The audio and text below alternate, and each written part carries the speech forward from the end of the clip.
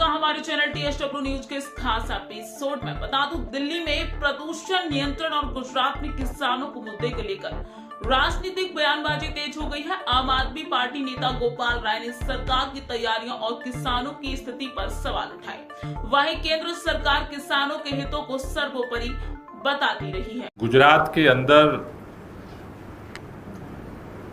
Bharatiya Janata party की सरकार लगातार किसानों के हित के खिलाफ काम कर रही है और जो भी किसान आवाज उठा रहा है उसके ऊपर लगातार दमन कर रही है। गुजरात के अंदर बोताड मार्केटिंग यार्ड है जहां किसान अपने कपास को बेचने के लिए जाते हैं। वहां लगातार शोषण हो रहा था। उसके खिलाफ किसानों ने कल आंदोलन शुरू किया। हजारों की तादाद में किसान वहां पहुंचे अपनी मांग को लेकर के कि शोषण बंद किया जाए, किसानों को उनका वाजिब दाम दिया जाए। आंदोलन कल दिन भर चला, रात भर चला, लेकिन भाजपा की सरकार किसानों की मांगों को मानने की जगह रात के अंधेरे में 4 बजे आम आदमी पार्टी के किसान नेता राजू करपड़ा सहित कई किसानों को जबरदस्ती वहां से उठा करके ले गई। जो किसान थे उनको तालों में बंद कर दिया गया, गेट बंद करके। अभी भी किसान उस आंदोलन में अंदर डटे हुए हैं। उनको खाना पानी भी नहीं पहुंचाने दिया जा रहा है। राजू करपड़ा को लेकर के पुलिस रात से ही घुमा रही है और हर तरह के दमन और धमकी दी जा रही है किसानों को कि बर्बाद कर दिया जाएगा अगर ये आंदोलन वापस नहीं लिया जाता है। एक तरफ माननीय प्रधानमंत्री जी ऐलान करते हैं कि किसी भी कीमत पर हम किसानों के हितों के साथ समझौता नहीं करेंगे, और दूसरी तरफ गुजरात के अंदर बड़े पैमाने पर खास तौर से सौराष्ट्र के इलाके में कपास की खेती होती है।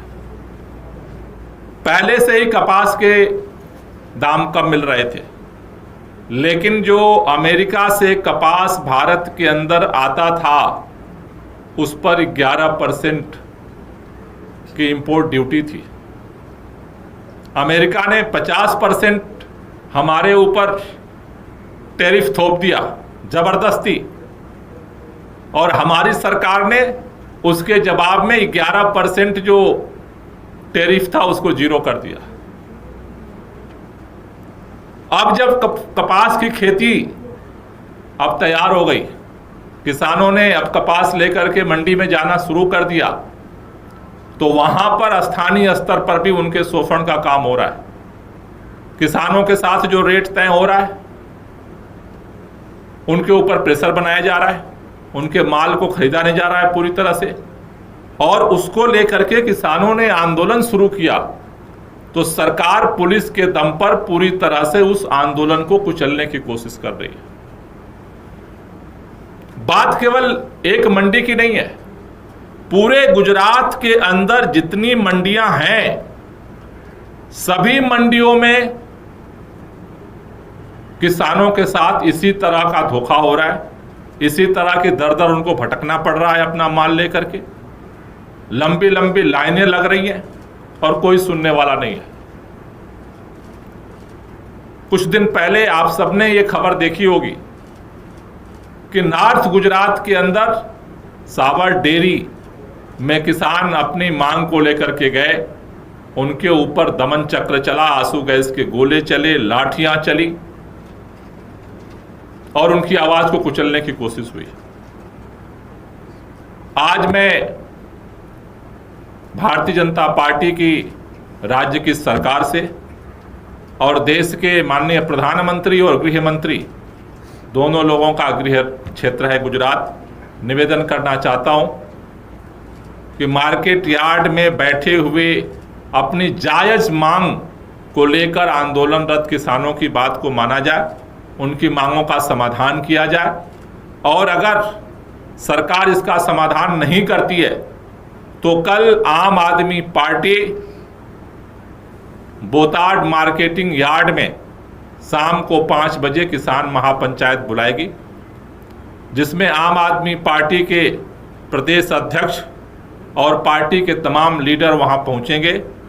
अगर सरकार गिरफ्तारी करना चाहेगी तो गिरफ्तारी देंगे, लाठी चलाएगी तो लाठी खाएंगे, लेकिन किसानों के हक की जो लड़ाई है उसे हम पुलिस के दम पर रुकने नहीं देंगे। इसलिए सरकार से हम गुजारिश करना चाहते हैं कि इस पर तुरंत संज्ञान लेकर के उनका समाधान किया जाए और किसानों का जो दमन चक्र चल रहा है इसको तुरंत प्रभाव से रोका जाए, जिसके लिए किसान लगातार आवाज उठा रहे हैं।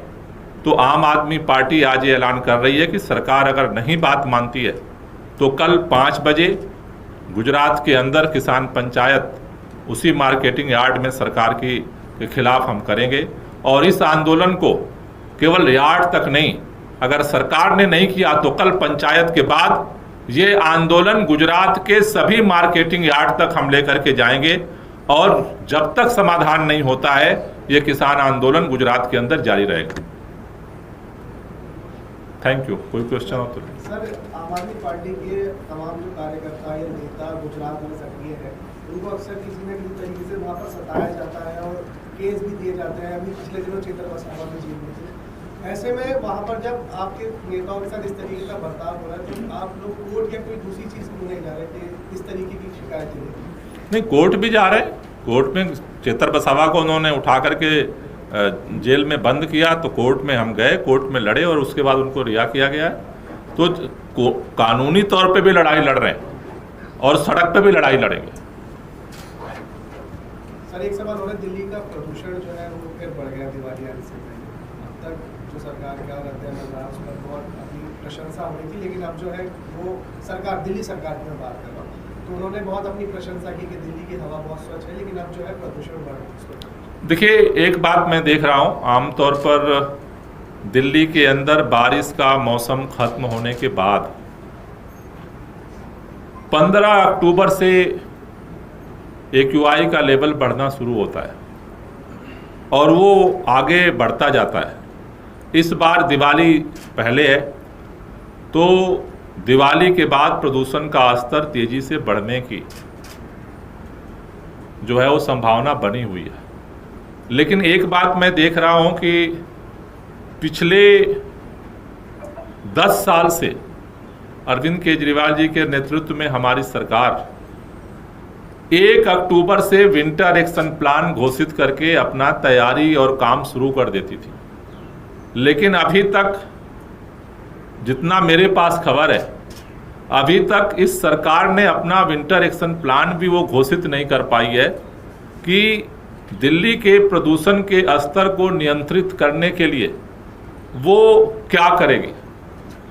आज 10 दिन बीत चुके अक्टूबर के, लेकिन हर साल मैं 1 अक्टूबर से विंटर एक्शन प्लान के तहत पूरे दिल्ली के अंदर इसको लेकर के कार्रवाई शुरू होती थी, लेकिन अभी तक सरकार क्यों मौन है, क्यों चुप है? कब उसका वार रूम शुरू होगा या बंद कर दिया जाएगा? जो हम लोगों ने दिल्ली सचिवालय में जो ग्रीन वार रूम शुरू किया था, जो पूरे प्रदेश के अंदर इस समय हम एंटी डस्ट कैंपेन चलाते थे, अभी विंटर एक्शन प्लान ही नहीं आया तो उस पर तो अभी कुछ कार्रवाई हो रही है, पता नहीं है। मुझे लगता है कि सरकार को, अधिकारियों को सब पता है कि किस तरह से और किस समय प्रदूषण का स्तर बढ़ता है, लेकिन सरकार जो सो रही है उसे जागना चाहिए और सक्रियता के साथ जो है इस पर काम शुरू करना चाहिए। नहीं तो दिवाली के बाद जो है वो तेजी के साथ प्रदूषण का जो मार है वो दिल्ली वालों को झेलनी पड़ेगी।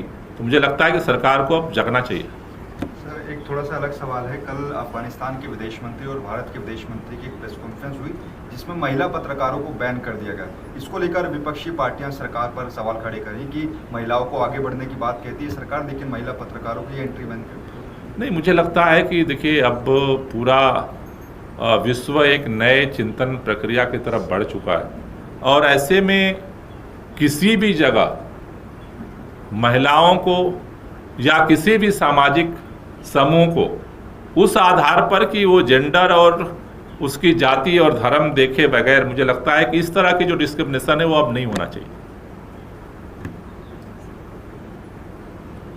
Thank you. इन विरोधाभासी दावों के बीच जनता की निगाहें अब आने वाले फैसलों और जमीनी बदलावों पर टिकी हैं। प्रदूषण से राहत और किसानों की समस्याओं का समाधान, दोनों ही मुद्दे अब राष्ट्रीय बहस का हिस्सा बन चुके हैं। ऐसी खबरों के लिए जुड़े रहे TSW न्यूज चैनल के साथ। आपको ये वीडियो कैसा लगा कमेंट्स में बताएं, लाइक करें, शेयर करें और TSW न्यूज को सब्सक्राइब करना न भूलें। मिलते हैं अगले वीडियो में, तब तक के लिए धन्यवाद। ऐसे ही तमाम बड़ी खबरों से जुड़े रहने के लिए हमारे YouTube channel TSW news Hindi को सब्सक्राइब करें। वीडियो को लाइक, कमेंट, शेयर करना बिल्कुल ना भूलें।